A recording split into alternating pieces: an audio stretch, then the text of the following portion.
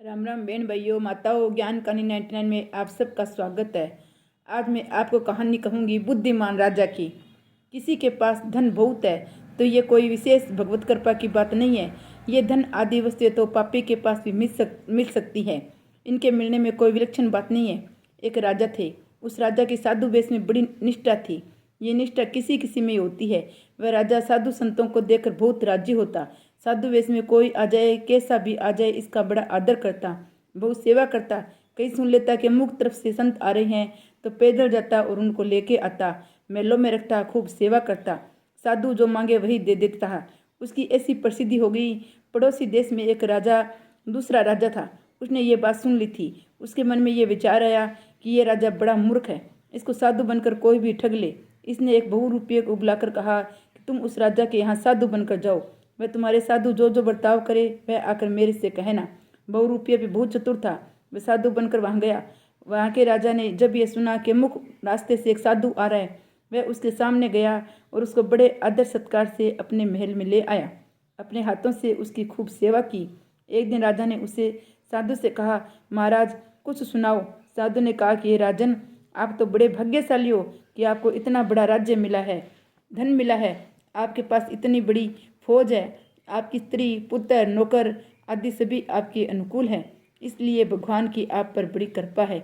इस पर उस साधु ने कई बातें कही। राजा ने चुप करके सुन ली। 2-3 दिन रहने के बाद वह साधु बहुरूपिया बोला कि राजा अब हम जाएंगे। राजा बोला, अच्छा महाराज जी, जैसी आपकी मर्जी। राजा ने उसके आगे खजाना खोल दिया और कहा कि इसमें आपको जो सोना चांदी मणिक मोती रुपए पैसे चाहिए खूब ले लीजिए। उस साधु ने वहाँ से अच्छा अच्छा माल ले लिया और ऊँट पर लाद लिया। जब वह रवाना होने लगा तब राजा ने कहा कि महाराज, ये तो आपने अपनी तरफ से लिया है। एक चांदी का बक्सा है, वह मैं अपनी तरफ से आपको देना चाहता हूँ। राजा ने एक चांदी के बक्से को एक रेशमी जरीदार कपड़े में लपेटकर उसको दे दिया और कहा कि ये मेरी तरफ से आपको भेंट है। उस साधु ने वह बक्सा ले लिया और वहाँ से चल दिया। वह साधु बहुरूपिया अपने राजा के पास पहुँचा। राजा ने पूछा, क्या क्या लाए? उसने सब कुछ बता दिया कि लाखों करोड़ों का धन लेकर आया हूँ। राजा ने समझा कि ये पड़ोस का राजा महान मूर्ख है, क्योंकि इसको साधु की पहचान ही नहीं है। कैसा साधु है, ये तो बड़ा बेसमझ है। वह बहुरूपिया बोला कि एक बक्सा मुझे उस राजा ने अपनी तरफ से दिया है और ये मेरी तरफ से भेंट है। राजा ने कहा, ठीक है, बक्सा लाओ, उसको मैं देखूंगा। उसने वह बक्सा राजा के पास रख दिया और उसकी चाबी दे दी ली। राजा ने खोलकर देखा, चांदी का एक बक्सा है, उसके भीतर एक चांदी का बक्सा है, फिर उसके भीतर एक चांदी का छोटा बक्सा है। तीनों बक्सों को खोलकर देखा तो भीतर छोटे बक्से में एक फूटी कौड़ी मिली। राजा ने सोचा, क्या मतलब है इसका? तो वह समझ गया कि ये राजा मूर्ख नहीं है, बड़ा बुद्धिमान है। साधु वेश में इसकी निष्ठा आदरणीय है। राजा ने बहुरूपी से पूछा कि तुमसे क्या बात हुई, सारी बात बताओ।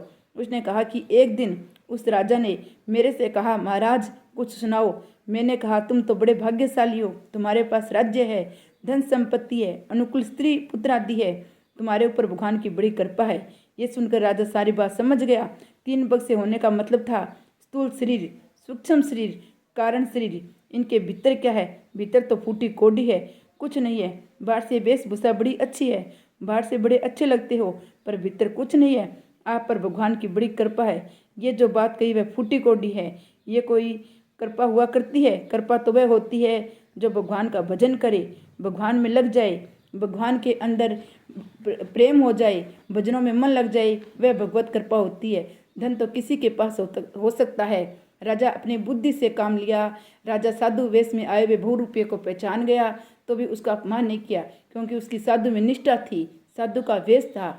तो कोई भी किसी को मूर्ख न समझे कि मूर्ख है, क्योंकि कोई किसी का भला करता है, कोई अपने मन में चाहे तो भी वह किसी का अनजाना नहीं कर सकता। श्री भगवान की जय, विष्णु भगवान की जय। आपको ये कहानी अच्छी लगी हो तो वीडियो को लाइक व चैनल को सब्सक्राइब कीजिएगा।